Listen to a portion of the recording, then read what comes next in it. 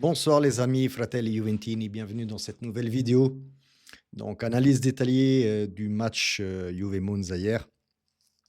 Donc je vais revenir sur d'abord par les points qui ne m'ont pas plu hier, au-delà du fait de l'expulsion et du carton rouge d'Ildiz. Je vais y revenir un peu plus tard dans la vidéo.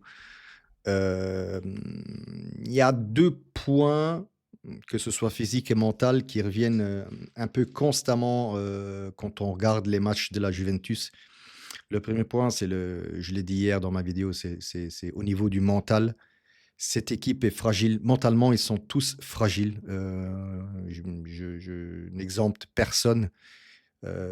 Dès qu'il y a une petite poussière dans les rouages, on voit bien qu'ils perdent leurs moyens, ils commencent à douter.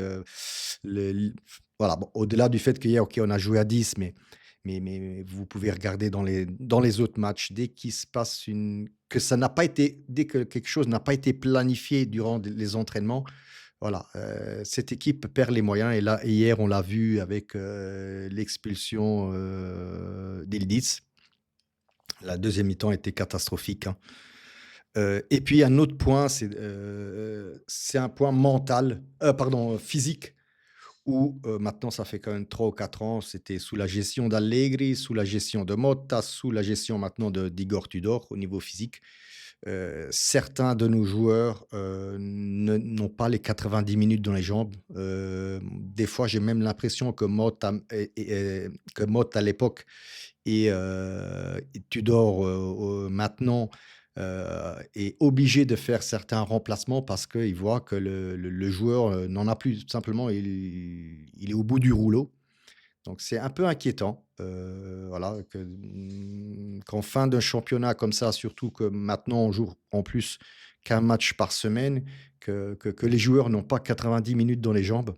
Hier, on l'a très bien vu, Thuram, et je lui en veux pas, hein, mais voilà, Tudor a préféré remplacer Thuram parce qu'il était arrivé, au bout du rouleau aussi, hein.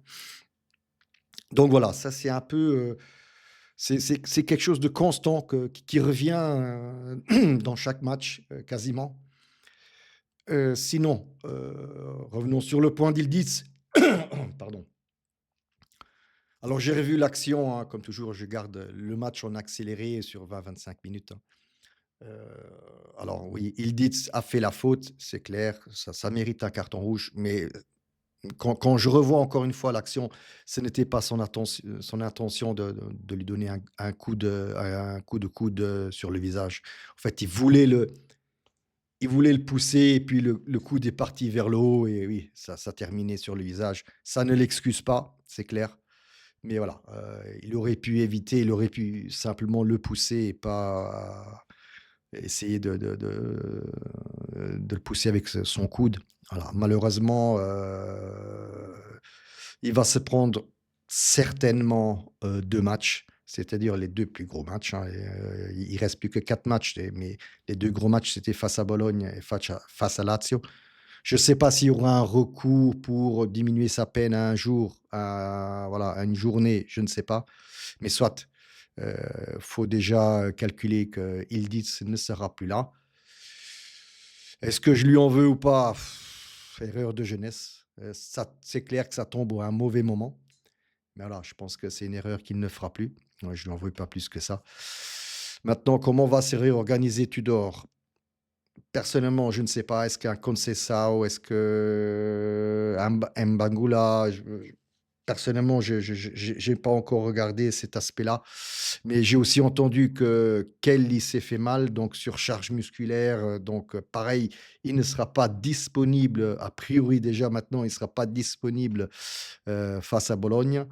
Je ne sais pas comment Tudor va réorganiser l'équipe, avec ce 3-4-2-1, surtout que voilà, Kelly vient de se blesser, encore un.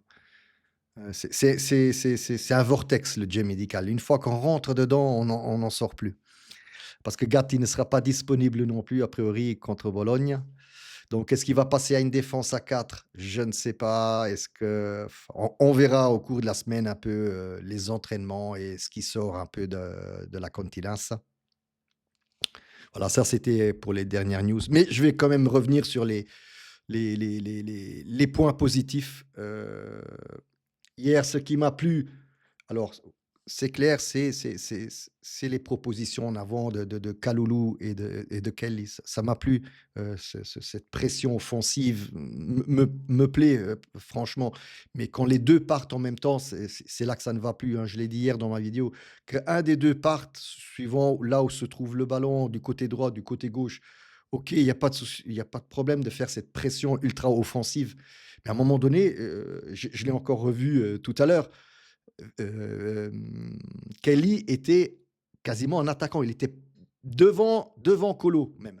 Donc voilà, c'est ça qui me plaît un peu moins et bien sûr défensivement, il reste plus que Veiga, qui des fois se regarde tout seul, regarde à droite, à gauche et ne voit que Locatelli. Donc voilà, c'est un peu bizarre de voir ça. Alors peut-être oui, on peut le faire face à Monza parce que voilà, c'est quand même une équipe,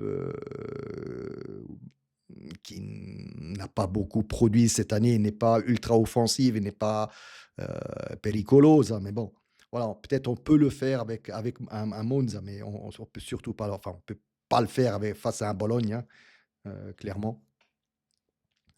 Sinon, point de vue, des joueurs, Kalulu très bien, Veiga aussi, Kelly, je suis toujours un peu, sceptique, hein, sur ce joueur-là, j'avais dit dans une vidéo, aussi que enfin, si on n'était pas qualifié pour la Champions, Kelly retournerait en Angleterre. En fait, c'est pas seulement la Champions, mais Giunto lui a trouvé la bonne idée de mettre dans sa clause qu'on est obligé de l'acheter si on se qualifie pour n'importe quelle coupe UEFA, donc Conference League et coupe, UEFA et enfin tout ça, hein. Bref, encore une giuntolata. Cambiaso ne m'a pas plu comme les 2 derniers matchs, enfin, ce n'est plus le même joueur, j'ai l'impression qu'il pas qu'il joue contre, mais tout simplement il n'a plus envie de jouer. C'est même pas le lointain cousin du Cambiaso de début de saison.